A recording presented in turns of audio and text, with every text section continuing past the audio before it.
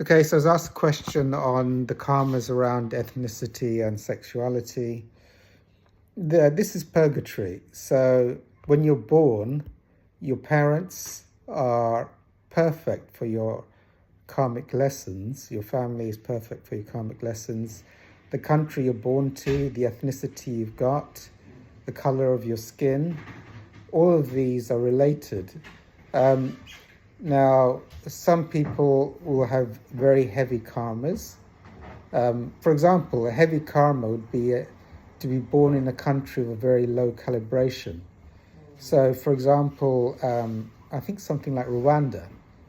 Now, if you're born in Rwanda and as you're born, your parents are slaughtered and you've got AIDS, that's what I call bad karma. Bad karma. Was that by accident? That was not by accident. You know, so your karma. If you've accrued a lot of good karma in your past lifetime, you could be born to the royal family in England with a silver plate and unlimited funds. So that's called very good karma in my book. And bad karma is in a previous example. So, each characteristic you're born with is a karmic event, and there is nothing that happens in this world by accident. So where you're born, your finances, your parents, your family, they're all. So what does purgatory mean? It's the option. You're born with the maximum potential to release your karma, your baggage. So you're not born with karma, which is the easiest. So that you're actually born with karma so that you can face it all. And usually there is the option for, there's definitely, it's purgatory. You can go up or down. You can either choose to forgive, to do intense spiritual work, or you can choose just to drug and go to rave parties for your whole life. And then that then is building up your positive or negative karma, depending on which actions you're taking throughout the day and throughout your life. I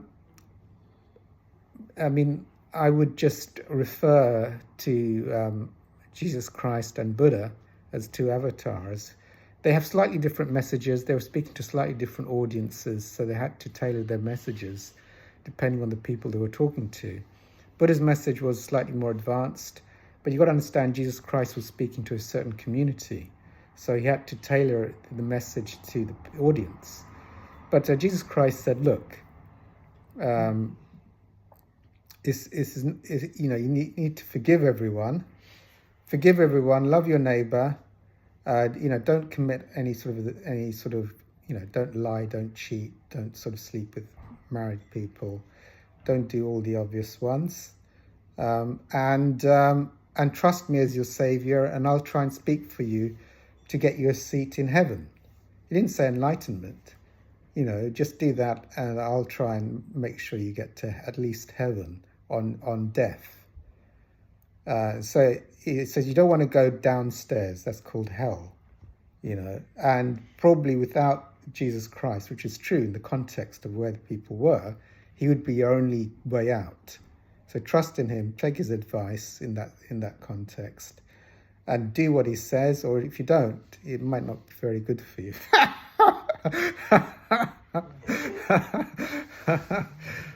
So Buddha was in the East, so he had a slightly different audience.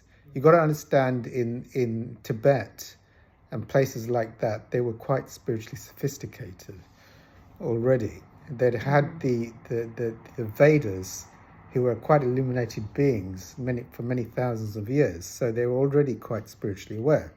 So he taught enlightenment. So he basically said something similar, which is like, if you don't pursue enlightenment and achieve enlightenment, you'll just be on a karmic wheel of old age, suffering and death, lifetime after lifetime after lifetime, until you decide to become enlightened. So he's saying, if you want to experience old age, suffering and death on and on and on, be my guest. Don't follow my advice. Or follow my advice if you want enlightenment and to be free of endless old age, suffering and death over and over again, and take his advice and release all attachments to this world and to your ego and achieve illumination. Basically, for me, they're both saying the same thing. In slightly different form. Buddha is basically saying you're going to come back and suffer old age and death and suffering over and over again.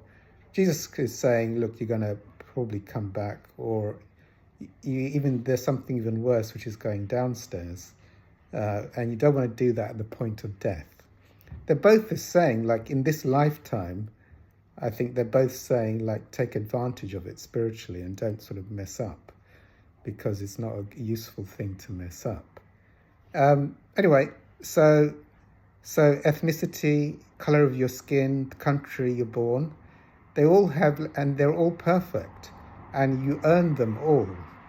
You know, if you've got really bad circumstances, really bad family, really bad tendencies, you didn't make great choices in the last lifetime. So, and so you've got those things. If you did a lot of good stuff in your last lifetime, you may be born with a silver spoon, but you can also ruin that in this lifetime and become a nutcase, and that would ruin everything very quickly. So I recommend both Jesus Christ and Buddha, and my teacher, which I'll shoot a lot of videos, Dr. Hawkins, the most recent avatar with very recent information for humanity. Anyway, I'll stop there.